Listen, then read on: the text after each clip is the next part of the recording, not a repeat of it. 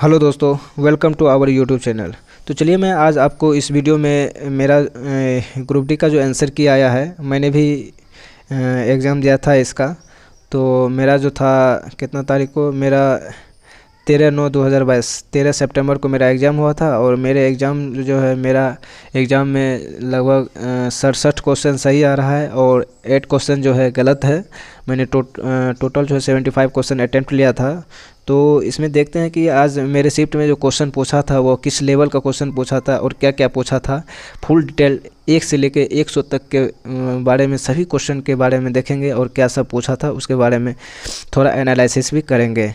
और math science का question किस तरीक़ा से पूछा गया था, करंट का क्वेश्चन किस तरीक़ा से था, तो इन सभी के बारे में देखेंगे। जो भी न्यू एस्पायरेंट है उसको थोड़ा इस वीडियो से अनुभव भी मिल जाएगा कि किस टाइप का क्वेश्चन पूछता है। तो इन सभी के बारे में डिस्कस करने वाला हूं। तो मैं चलिए वीडियो को स्टार्ट करता हूं। तो मेरा पहला क्वेश्चन था, संधारणीयता सुनिश्चित करने के लिए निम्नलिखित में से किसका प्रबंधन किया जाना चाहिए, जिसमें से इसका सही आंसर प्राकृतिक संसाधन है और इसका मैंने आंसर नहीं दिया था। अगला क्वेश्चन रीजनिंग का है जो कि उत्तर पूर्व चलने वाला है, तो इसका सही आंसर 400 मीटर पूर्व होगा और मैं भी यही ऑप्शन चूज किया था। अगला क्वेश्चन है सूर्योदय के समय सूर्य का लाल रंग का दिखना किसके कारण होता है, तो इसका सही आंसर जो है प्रकाश के प्रकीर्णन है और इसका मैं भी यही ऑप्शन चूज किया था। अगला क्वेश्चन है मैथ का है जो x - 1/x/6 है, तो x³ - 1/x³ का मान ज्ञात कीजिए, तो इसका सही आंसर जो है 234 है और मैं भी 234 ही मारा था। अगला क्वेश्चन है जो कि रीजनिंग का है, QTS को WZY लिख सकते हैं और MPG को SVM लिख सकते हैं। तो इसी से रिलेटेड पूछ रहा है अक्षर युग्म का चयन कीजिए जो समान तर्क का पालन करता हो, मतलब सेम रूल किस में लागू है ये चूज करना है। तो इसका सही आंसर ऑप्शन नंबर 3 है और मेरा भी आंसर 3 ही है, तो मेरा ये भी क्वेश्चन सही हो गया था। निम्न में से कौन सी संख्या 2, 3 और 5 से विभाज्य है, तो इसका सही आंसर 3150 है और मैं भी यही आंसर चूज किया था। अगला क्वेश्चन मैथ का है एक लड़का के लिए टाइम और वर्क का है, जिसका सही आंसर 15 दिन है और मेरा भी आंसर वही है, ऑप्शन नंबर ए मैं भी चूज किया था। अगला क्वेश्चन है एक निश्चित यात्रा का 1/3 भाग 25 किलोमीटर प्रति घंटा की चाल से, 1/4 भाग 30 किलोमीटर प्रति घंटा की चाल से, तो ये टाइम और डिस्टेंस का क्वेश्चन है। तो इसका सही आंसर 33.1/3 किलोमीटर प्रति घंटा होगा और देखते हैं, मैं भी यही आंसर चूज किया था। अगला क्वेश्चन था एक साधारण तांबे के टेलीफोन तार के माध्यम से घरों में वीडियो और आवाज़ के लिए उच्च संचरण गति प्रदान करने वाली तकनीक ADSL का पूर्ण रूप क्या है, तो ये ADSL का फुल फॉर्म पूछा था जो कि मेरे को नहीं पता था, तो मैं इस क्वेश्चन को टच नहीं किया था क्योंकि नेगेटिव लेना कोई उद्देश्य ही नहीं था मेरा। तो इसका सही आंसर ऑप्शन नंबर ए हो जाएगा, एसिमेट्रिक डिजिटल सब्सक्राइबर लाइन, इसको मैंने नहीं बनाया था। अगला क्वेश्चन है एक पाई चार्ट से था क्वेश्चन, तो इसका सही आंसर जो था 18 होता और मैंने भी इसका 18 क्वेश्चन मतलब चूज किया, ऑप्शन नंबर 4। अगला क्वेश्चन था निम्नलिखित में से किस कोशिकांग को कोशिका की आत्मघाती थैली कहा जाता है, ये तो बहुत इजी क्वेश्चन था, तो इसका सही आंसर लाइसोसोम हो जाएगा और मैं भी इसका सही आंसर लाइसोसोम ही चूज किया था। अगला रीजनिंग का क्वेश्चन है प्लस को माइनस, गुना को भाग कहा जाए, ये चिन्ह बदल के आंसर लाना है, तो इसका सही आंसर 21 है और मैं भी ऑप्शन नंबर ए को चूज किया था, 21 ही, तो ये भी सही है। प्रभावी नाभिकीय आवेश के बारे में कौन सा कथन सही नहीं है, तो इसका सही आंसर जो है यह केवल नाभिकीय आवेश पर निर्भर करता है ये होता, परंतु मैं जो है थोड़ा कुछ अलग सोच लिया था और आवर्त सारणी में चल गए, जिसके कारण इसका मैं ऑप्शन नंबर 4 चूज किया था जो कि गलत है। अगला क्वेश्चन है करंट अफेयर का है। करंट अफेयर तो हमसे ज़्यादा कुछ नहीं बना, तो इसका भी मैं खाली छोड़ दिया था। तो इसका सही आंसर न्यायमूर्ति DY चंद्रचूड़ और SS बोपन्ना था। अगला क्वेश्चन था, इनमें से कौन सी जैव निम्नीकरण की सटीक परिभाषा है?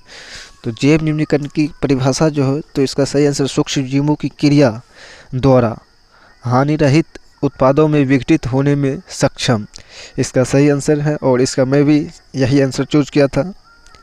अगला क्वेश्चन जो कि करंट अफेयर का है, तो इसको भी मैं ब्लैंक ही छोड़ दिया था। तो इसका सही आंसर हो जाता क्या? अनुकीर्ति नेट, NET। अगला क्वेश्चन है, निम्न में से किस विद्युत उपकरण का कार्य सिद्धांत जूल के तापन नियम पर आधारित है? जूल के तापन नियम पर। तो इसका सही आंसर इमल्सन रड होगा। और इसका मैं भी option number A he choose किया था। अगला क्वेश्चन है जो कि रीजनिंग का है। तो ये तो बहुत लंबा क्वेश्चन आपको अभी दिखने में लग रहा है। तो एग्ज़ाम हॉल में जो लंबा क्वेश्चन जो भी रीजनिंग का है, उसको नियम है कि बाद में बनाओ यदि टाइम मिल रहा है। तो मैंने तो इसको छोड़ दिया था, क्योंकि बनाते तो इसको आराम से बना सकते थे, लेकिन टाइम ये बहुत ले लेता, इसीलिए मैं इसको छोड़ दिया था। अगला क्वेश्चन है, इनमें से कौन सा कार्बनिक यौगिक अन्य 3 यौगिकों के समान उसी समजातीय श्रेणी से संबंधित नहीं है? तो इसका सही आंसर जो है C4H8 है। और मैं भी यही ऑप्शन चूज किया था। तो इसमें जो है सही आंसर यही होता। ई जो है ऑप्शन नंबर C में जो है ये एल्कीन का है, और सब अलग अलग का है। अगला क्वेश्चन है, एक नीरज चोपड़ा से पूछा था करंट अफेयर में, भाला फेंक खिलाड़ी नीरज चोपड़ा ने जुलाई 2022 में विश्व एथलेटिक्स चैंपियन में पदक जीतने वाले भारतीय होने का गौरव हासिल किया है। तो यह कौन से नंबर का था? तो ये दूसरे नंबर का था। पहले जो था वो क्या कहते हैं, शायद अभिनव बिंद्रा ऐसे करके कुछ था, वो लिया था पहला मेडल, और ये दूसरा ये लिया था। तो मैं भी ऑप्शन नंबर 2 ही चूज किया था। अगला क्वेश्चन ये फिगर से था, जो कि हमको ज़्यादा कुछ समझ में नहीं आया, तो मैंने इसको भी स्किप कर दिए थे। तो इसका सही आंसर जो है ना, ए जो है ये अनुप्रस्थ काट है, और बी क्या है? अनुप्रस्थ काट, अनुदैर्घ्य काट। ए अनुप्रस्थ काट है और बी क्या है? अनुदैर्घ्य काट। मैं इसको छोड़ दिए थे। अगला क्वेश्चन है, डैश से अभिप्राय उन मामलों से है जिन पर उच्चतम न्यायालय द्वारा निचली अदालतों से में जाने से पहले प्रत्यक्ष रूप से विचार किया जा सकता है। तो इसका सही आंसर आरंभिक अधिकारता होना चाहिए। और मैं जो था ये ऑप्शन नंबर 2 चूज कर लिया था, अपीलीय अधिकारता, इसलिए ये क्वेश्चन जो है मेरा गलत हो गया। अगला क्वेश्चन रीजनिंग का था, जो कि 15 और 1 होगा। तो इसका मैं भी ऑप्शन नंबर 1 ही चूज किए थे। अगला क्वेश्चन है, क्लोर क्षार प्रक्रिया द्वारा NaOH के निर्माण के दौरान निम्नलिखित में से कौन सा आयन कैथोड की ओर और स्थानांतरित होता है? तो इसका सही आंसर Na+ होगा। और इसका मैं भी Na+ ही चूज किया था। अगला क्वेश्चन है, एक निश्चित कूट भाषा में यदि इतना को इतना लिखा जाए और हैवी को इतना लिखा जाए तो उसी कूट भाषा में। तो ये रीजनिंग का क्वेश्चन है। तो इसका सही आंसर ऑप्शन नंबर C हो जाएगा, और मैं भी ऑप्शन नंबर C ही चूज किया था। अगला क्वेश्चन है रीजनिंग का, जो कि रीजनिंग का है, ये जो है पजल का है। तो इसका सही आंसर ऑप्शन नंबर 2 हो जाएगा। और मैंने इसको छोड़ दिया था क्योंकि इसमें कुछ ज़्यादा लग रहा था, भंगटा टाइप सा दिन वाला था, इसमें टाइम थोड़ा ज़्यादा लग जाता, इसीलिए मैंने इसको छोड़ दिए थे। अगला क्वेश्चन था, निम्न में से समीकरण ये था और मानक के रूप में लिखना था। तो इसका सही आंसर ऑप्शन नंबर 2 है, और मैं भी ऑप्शन नंबर 2 ही ऑप्शन को चूज किया था। अगला क्वेश्चन था जो कि रीजनिंग का है, आसान सा क्वेश्चन है। तो इसका भी ऑप्शन नंबर C आंसर होगा, और मैंने भी इसको बना दिया था। तो इसका सही आंसर है, मेरा भी क्वेश्चन सही है। एक गोला का क्वेश्चन था, गोला का पृष्ठ क्षेत्रफल दिया है और गोला का आयतन पूछ रहा है। तो पृष्ठ क्षेत्रफल का फार्मूला लगा के फिर R निकल जाएगा त्रिज्या, उसके बाद आयतन का फार्मूला लगा के इसको बना दिए थे। तो ये भी मेरा सही है। अगला था LCM HCF का है, इसका आंसर 47 होता, और मैं भी ऑप्शन नंबर 4 ही चूज किया था। एक था जिप्सम किस तापमान पर प्लास्टर और पेरिस में परिवर्तित हो जाता है? तो ये जिप्सम जो है 100 डिग्री सी पर प्लास्टर ऑफ पेरिस में बन जाता है, तो यह केल्विन में पूछा था। तो सी में जब 273 जोड़ देते हैं तो वह केल्विन में हो जाता है। तो इसका ऑप्शन नंबर ए मेरा भी सही है। अगला क्वेश्चन है जो कि रीजनिंग का है। ध्यानपूर्वक अध्ययन कीजिए और उसके आधार पर पूछे गए प्रश्न का उत्तर दीजिए। तो इसका सही आंसर ऑप्शन नंबर 4 है, और इसको मैं भी बनाया था तो मैं भी ऑप्शन नंबर 4 ही चूज किया था। अगला क्वेश्चन है रीजनिंग का जो कि है, तो इसका सही आंसर ऑप्शन नंबर 3 है, और मैं भी ऑप्शन नंबर 3 ही चूज किया था।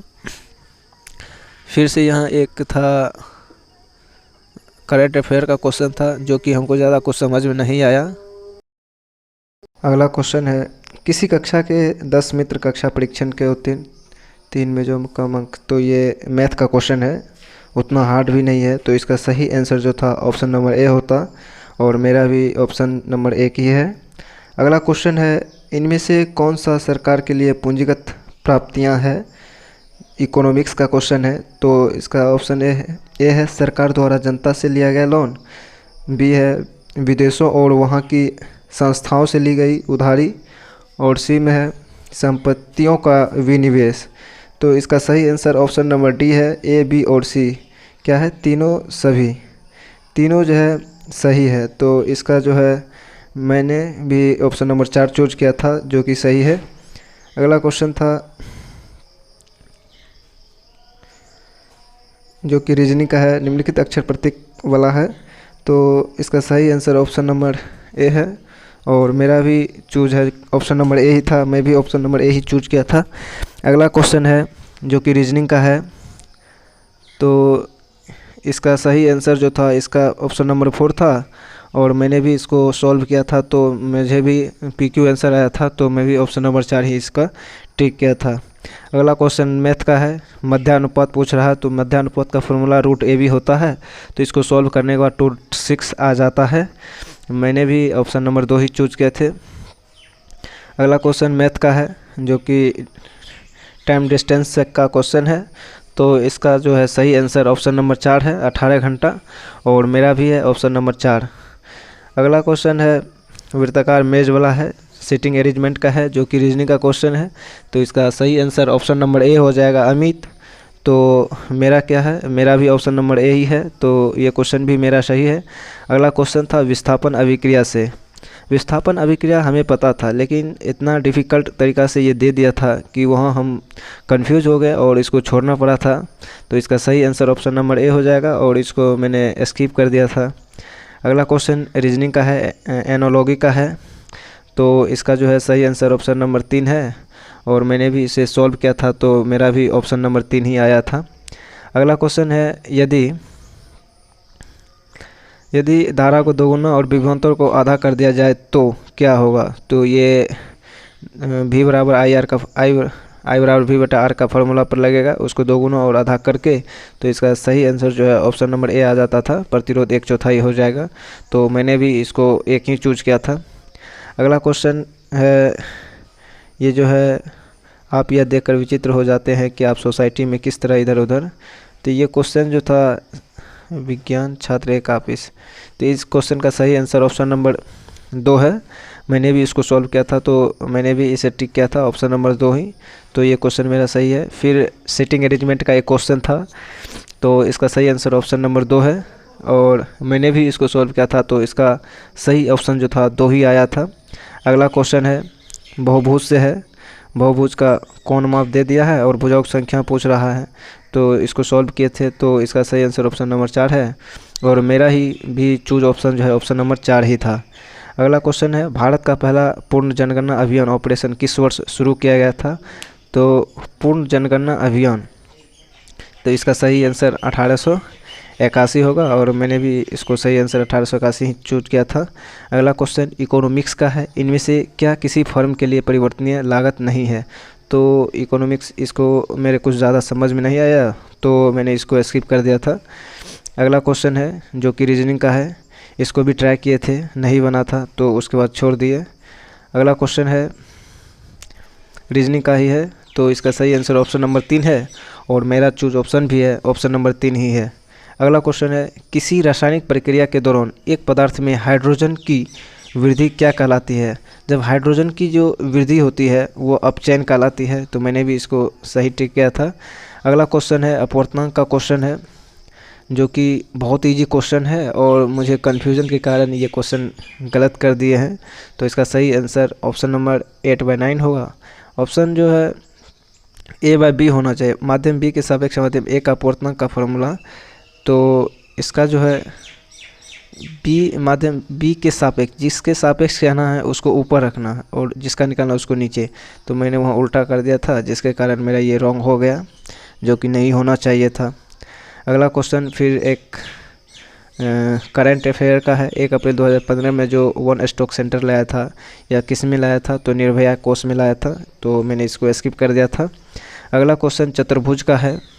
इनमें से किस चतुर्भुज में विकर्ण 90 डिग्री प्रतिच्छेद नहीं करते हैं? तो ये समांतर चतुर्भुज पे नहीं करता है 90 डिग्री पे, तो ये मेरा सही था। अगला क्वेश्चन मैथ का है, जो कि बहुत इजी है और इसको ऐड करना है। तो इसका सही आंसर ऑप्शन नंबर 2 है और मेरा भी आंसर 2 है। अगला है सरलीकरण का क्वेश्चन है, सिंप्लीफिकेशन का, जो कि ठीक ठाक क्वेश्चन है। तो इसका सही आंसर ऑप्शन नंबर 2 है और मेरा भी ऑप्शन 2 ही है। अगला क्वेश्चन है रमज़ान या रमज़ान इस्लाम का जो कैलेंडर है वो जो मनाया गया था वो कितने नंबर का मनाया गया था? तो ये सब करंट है थोड़ा टफ था। तो इसका सही आंसर 4 है, 9वां, और इसको मैंने नहीं बनाया था। अगला क्वेश्चन मैथ का है। 10% वार्षिक साधारण ब्याज की दर से 5 वर्ष में इतना के ऋण को चुकाने आवश्यक वार्षिक किस्त वाला है। इसको सॉल्व किए थे, सही भी आया, तो मेरा भी आंसर सही है। अगला क्वेश्चन है एक दुकानदार के पास 2 योजनाएं थे, 15%, 20% 2 क्रमांक छूट देते हैं, उससे 5 खरीदते हैं और 4 मुफ्त बिकते हैं। तो इसको उस टाइम मेरे दिमाग में नहीं आया था। इसको भी बना सकते थे लेकिन टाइम थोड़ा ज़्यादा लग जाता, इसीलिए मैंने इसको बाद में बनाने के लिए सोचा था, परंतु बाद में मुझे टाइम नहीं मिल पाया और इसको नहीं बना पाए। अगला क्वेश्चन है बहुलक वाला है। तो इसका सही आंसर ऑप्शन नंबर 2 6 हो जाएगा और मेरा भी आंसर 2 ही है। अगला क्वेश्चन है जो कि है बायोलॉजी का है। तो कौन सा भोजन कार्बन डाइऑक्साइड और नाइट्रोजन युक्त अपशिष्टों का घुलित रूप से परिवहन करता है? तो इसका सही आंसर ऑप्शन नंबर 2 प्लाज्मा है और मैंने भी इसका प्लाज्मा ही चूज किया था। अगला क्वेश्चन मैथ का है, जो कि मल्टीपल सिल्फ करना है। तो इसका सही आंसर ऑप्शन नंबर 3 है और मेरा भी ऑप्शन नंबर 3 ही है। ये एज का क्वेश्चन है, जो कि एज का क्वेश्चन बहुत ही इजी तरीके से बन जाता है, तो इसमें ज़्यादा टाइम नहीं लगा था। तो इसका सही आंसर 37 वर्ष है और मैंने भी इसका 37 वर्ष ही लगाया था ऑप्शन। अगला है संवैधानिक उपचारों के अधिकार से क्या अभिप्राय है? ये पॉलिटिक्स का क्वेश्चन है। तो इसका सही आंसर जो है, यदि किसी नागरिक को लगता है कि सरकार द्वारा मौलिक अधिकारों का उल्लंघन हुआ है तो ये न्यायालय जा सकते हैं। इसका सही ये है। तो इसका जो है मैंने भी ऑप्शन नंबर 1 ही चूज किया था। अगला क्वेश्चन है मैथ का, यदि वस्तु का क्रय मूल्य इतना है, विक्रय मूल्य इतना है तो लाभ %, बहुत ईजी था, तो ये सही है मेरा। अगला क्वेश्चन था किसी बिंदु स्रोत से आने वाले प्रकाश एक अवतल दर्पण द्वारा समानांतर प्राप्त होता है, तो प्रकाश स्रोत कहाँ स्थित है? ये क्वेश्चन थोड़ा घुमा फिरा के था, जो कि मैंने इसको गलत कर दिया। गलत तो नहीं होना चाहिए था, लेकिन क्वेश्चन ही घुमा के था इसीलिए गलत हो गया, क्योंकि ये सब पूरा प्रिपरेशन करके गए थे। तो इसका सही आंसर जो है फोकस पर होगा, परंतु मैंने इसे अनंत पर मार दिया था। अगला क्वेश्चन है मछलियों में रक्त परिसंचरण के संबंध में गलत कथन पहचाने। यही सब क्वेश्चन जो है इस एग्जाम को थोड़ा टफ लेवल बना दिया है। अब देखते हैं क्या होता है। तो इसका सही आंसर 2 कक्षीय हृदय में दोहरा परिसंचरण होता है, परंतु मैंने इसका ऑप्शन नंबर 2 लगा दिया था। कोई भी क्वेश्चन यदि सॉल्व कर रहा है साइंस का, इतना टफ लेवल से पूछा गया था, जब तक पूरा उसका कंसेप्ट क्लियर किसी को नहीं होगा तो 100% गलत करके ही आएगा वो क्वेश्चन को। अगला क्वेश्चन है कथन और धारणाएं से है। तो इसका सही कथन ऑप्शन नंबर 3 है, केवल कथन एक निहित है। तो मैंने इसे सॉल्व किया था, मेरा भी ऑप्शन नंबर 3 ही है। अगला क्वेश्चन है रीजनिंग का है, अभाज्य संख्याओं का योग क्या होगा? मैथ का है ये, नंबर सिस्टम का अभाज्य संख्या का योग पूछ रहा है। तो इसका सही answer option number 219 option number 3 है। तो मैंने भी इसका ऑप्शन नंबर 3 ही चूज किया था। अगला क्वेश्चन है शहरी स्थानीय सरकार जो डैश से अधिक की आबादी वाले किसी भी महानगर के विकास के लिए काम करती हैं, भारत में नगर निगम। तो ये पंचायती राज व्यवस्था का क्वेश्चन है, जो कि पॉलिटिक्स का है। तो इसका सही आंसर 10 लाख है ऑप्शन नंबर ए, तो मैंने भी option number A he choose किया था। अगला क्वेश्चन है, उस संख्या का चयन कीजिए जो निम्न श्रेणी में प्रश्न हुआ, तो व्हाट के स्थान पर क्या होना चाहिए सीरीज के अनुसार। तो इसका सही आंसर 83 है और मैंने भी इसका सही आंसर ऑप्शन नंबर 3 ही चूज किया था। अगला क्वेश्चन है, 5 किलोमीटर 8 किलोमीटर समान दूरियां तय करती हैं तो पूरी यात्रा औसत चाल एवरेज पूछ रहा है, तो एवरेज निकाल दिए थे। ऑप्शन नंबर 4 इसका सही आंसर है, तो मैंने भी ऑप्शन नंबर 4 ही चूज किया था। अगला क्वेश्चन है, पेट्रोलॉजी के संबंध में से कौन सा कथन सही है। तो इसका सही आंसर जो है, यह सेलों की उत्पत्ति, संरचना और संगठन से संबंधित विज्ञान की एक शाखा है। तो मुझे ये याद नहीं था, इसीलिए मैंने इस क्वेश्चन को स्किप कर दिए थे।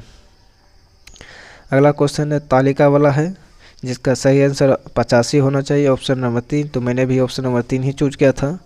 अगला क्वेश्चन है, वक्रता केंद्र डैश पॉलिश करने से अवतल दर्पण में गोलीय दर्पण की ओर डैश है। देखिए कितना क्वेश्चन घुमा फिरा के दिया गया था। तो इसका सही आंसर जो था ऑप्शन नंबर 4 था, विपरीत अवनमन होता है। तो मैंने जो है इसका ऑप्शन नंबर 2 चूज कर लिया था।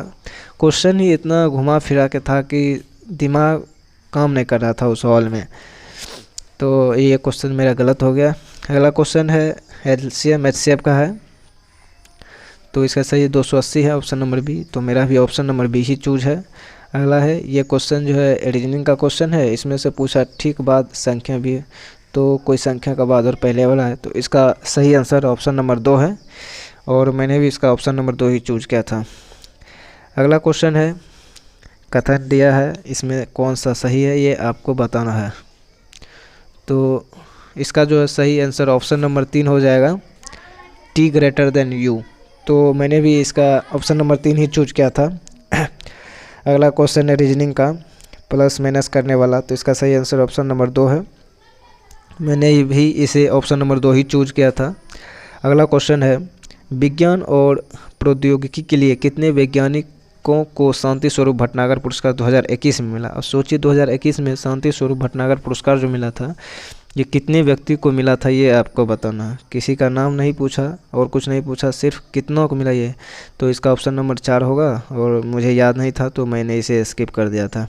अगला क्वेश्चन है, विशु निम्न में से किस भारतीय राज्य का एक बहुत प्रसिद्ध त्यौहार है। तो ये केरल का है, ये भी क्वेश्चन मुझे याद नहीं था तो इसे मैंने स्किप कर दिया था। अगला क्वेश्चन था, यदि एक घन का आयतन इतना सेंटीमीटर क्यूब है तो घन के मुख्य विकर्ण की माप कितनी हो गई। तो विकर्ण पूछ रहा, फार्मूला लगा के बना दिए थे, इसका ऑप्शन नंबर ए सही है, मेरा भी सही है। अगला क्वेश्चन, निम्नलिखित में से किस खिलाड़ी को जनवरी 2022 में पद्म भूषण से सम्मानित किया गया था। तो ये देवेंद्र झाझड़िया को दिया गया था, मुझे याद नहीं था इसीलिए मैंने इसे स्किप कर दिया। अगला क्वेश्चन है त्रिकोणोमेट्री का है, तो इसका सही आंसर ऑप्शन नंबर 2 हो जाएगा -8, और मैंने भी सॉल्व किया तो मुझे भी ऑप्शन नंबर 2 ही आंसर आ रहा था। अगला क्वेश्चन है, विद्युत चुंबक में डैश और डैश ऊर्जा में रूपांतरित हो जाती है। तो यह जो है विद्युत ऊर्जा से चुंबकीय ऊर्जा में रूपांतरित होती है, तो इसका सही आंसर ऑप्शन नंबर 3 है और मेरा भी ऑप्शन नंबर 3 ही चूज किया था मैं भी। अगला क्वेश्चन है जो कि रीजनिंग का है, तो 12 18 से संबंधित है, 28 42 से संबंधित है और 10 इसी प्रकार 10 टेस्ट से संबंधित होगा। तो इसका सही आंसर ऑप्शन नंबर ए है 15, तो मैंने भी इसे option number A he choose किया था। अगला क्वेश्चन है, समूह 14 का इनमें से कौन सा तत्व एक उपधातु है। तो उपधातु तो केवल टोटल 7 है, तो इसमें से समूह 14 में कौन सा उपधातु ये आपको बताना है। तो मुझे जो थोड़ा कंफ्यूज हो गया था पीबी और जीई में, मैंने जीई को मार दिया, सॉरी पीबी को मार दिया था और ऑप्शन जो है सही इसका जीई होना चाहिए, तो ये क्वेश्चन जाना हुआ मेरा गलत हो गया। ऐसा हॉल में अक्सर हो जाता, कम से कम 2-3 क्वेश्चन ऐसा होता है जो अच्छे तरीके से जिसके बारे में पता रहता है और थोड़ी सी कन्फ्यूजन के कारण वह गलत हो जाता है या ऑप्शन चूज करने में भी गलत हो जाती है। तो ये देखिए मतलब इलेक्ट्रिक का कितना हार्ड क्वेश्चन था, घुमा फिरा के था, तो इसका जो सही आंसर समान और विपरीत होगा, तो इसको मैंने स्किप कर दिया था। क्वेश्चन देखने से ही लग रहा है कितना टफ है। अगला क्वेश्चन था जो कि रीजनिंग का है, एक निश्चित कुट भाषा में एवॉइड को इतना और मल्टी को इतना लिखा जाता है, उसी कुट भाषा में इवेंट को क्या लिखा जाएगा। तो इसमें तो मेरा टाइम लग गया था, कुछ टाइम लगा था, फिर भी नहीं बन रहा था, तो मैंने उसके बाद इसे छोड़ दिया था क्योंकि ज़्यादा टाइम देना मुझे बाद में टाइम नहीं मिलता और अच्छा क्वेश्चन भी इसके कारण छूट जाता। अगला क्वेश्चन है एक संख्या को जो कि मैथ का है, 2 गुने और 52। तो ये बहुत इजी क्वेश्चन है, तो इसका सही आंसर 476 होगा और मैंने भी इसे सॉल्व किया था, तो ऑप्शन नंबर 2 ही मुझे भी आया था। अगला क्वेश्चन है निम्न में से कौन सा परिवर्ती लागत का उदाहरण नहीं है। तो परिवर्तित लागत का जो उदाहरण नहीं है, इसका सही आंसर ऑप्शन नंबर 3 हो जाएगा, किराया, जो कि इकोनॉमिक्स का क्वेश्चन है और मैंने इसे नहीं बनाया था, स्किप कर दिए थे। अगला क्वेश्चन फिर पूछ रहा माध्यानुपात। तो माध्यानुपात का फॉर्मूला जो होता है लगा दीजिए √AB और आराम से क्वेश्चन आंसर आ जाएगा। तो इसका सही आंसर ऑप्शन नंबर ए है और मेरा भी ए है। अगला क्वेश्चन था कि होलोंग डिप्टेरोकार्पस मैक्रोकार्पस डैश राज्य में पाए जाने वाला सबसे ऊंचा वृक्ष है और यह इसका राज्य वृक्ष भी है। तो यह कौन सा असम का है। स्टेट से कुछ ज़्यादा क्वेश्चन था, 1 या 2 क्वेश्चन मिल ही जाता था प्रत्येक शिफ्ट में, तो ये मुझे याद नहीं था, तो इसीलिए मैंने इसे छोड़ दिया था। अगला क्वेश्चन था कार्बन यौगिकों का गलनांक आयनिक यौगिकों की तुलना में कम क्यों होता है। क्वेश्चन का लेवल क्वेश्चन पढ़ने से पता चल ही जाता होगा कि क्या लेवल है। तो इसका सही आंसर जो है अणुओं के बीच क्षीण आकर्षण बल के कारण होता है, तो मैंने इसे स्किप कर दिया था। अगला क्वेश्चन था सेवराय पहाड़ियाँ डैश का एक हिस्सा है। तो ये क्वेश्चन मुझे याद था, लेकिन उस टाइम मुझे याद नहीं आ रहा था, तो इसीलिए नेगेटिव ज़्यादा ना हो इसलिए मैंने इसे स्किप कर दिया था। और इसका सही आंसर जो है ऑप्शन नंबर 3 हो जाएगा, पूर्वी घाटी। पूर्वी घाटी और पश्चिमी घाटी जो पर्वत होता है, तो ये पूर्वी घाटी पर्वत का क्या था, हिस्सा था। अगला क्वेश्चन है संरक्षित क्षेत्रों की स्थापना का उद्देश्य क्या होता है। तो संरक्षित क्षेत्रों के स्थापना का जो उद्देश्य होता है, ये प्राकृतिक परितंत्र को संरक्षित करना होता है और मैंने इसे ऑप्शन नंबर ए चूज कर दिया था, लुप्तप्राय जानवरों की रक्षा करना। तो ये क्वेश्चन मेरा गलत हो गया। अगला क्वेश्चन है वाटर पंप में डैश ऊर्जा से डैश ऊर्जा में रूपांतरित हो जाती है। तो ये रूपांतरण करने वाला लगभग मैंने 10 से 15 याद किए थे, परंतु इस टाइप का पूछ दिया जो कि बुक में था ही नहीं। तो इसका सही आंसर विद्युत ऊर्जा से यांत्रिक ऊर्जा होगा और मैंने इसे स्किप कर दिया था, नहीं बनाए थे। फिर से रीजनिंग का क्वेश्चन है। तो इसका सही आंसर जो ऑप्शन नंबर 3 हो जाएगा 100 और मैंने भी चूज किया था ऑप्शन नंबर 3 ही, तो ये मेरा सही है। और अगला क्वेश्चन है एनोलॉजी का है, रीजनिंग का है, सभी कप बोतल है, सभी बोतल पेन है, इजी सा था, तो इसका निष्कर्ष देखना था। तो इसका सही आंसर ऑप्शन नंबर 4 था। केवल 1 और 4 पालन करते हैं और गलत था, तो ये भी मेरा सही है। तो ये रहा मेरा पूरा क्वेश्चन जो कि मेरे शिफ्ट में आया था। 13 सितंबर को मेरा एग्ज़ाम हुआ था फर्स्ट शिफ्ट में, उसका ये क्वेश्चन था। तो ये पूरा एनालिसिस मैंने इस वीडियो में करा दिया है। यदि आपको ये वीडियो कैसी लगी, जो भी न्यू एस्पायरेंट है इसे देख के उसे कुछ अंदाज़ा हो गया होगा कि ये किस टाइप से एग्ज़ाम पूछता है। तो आज के लिए इतना ही। Thanks for watching.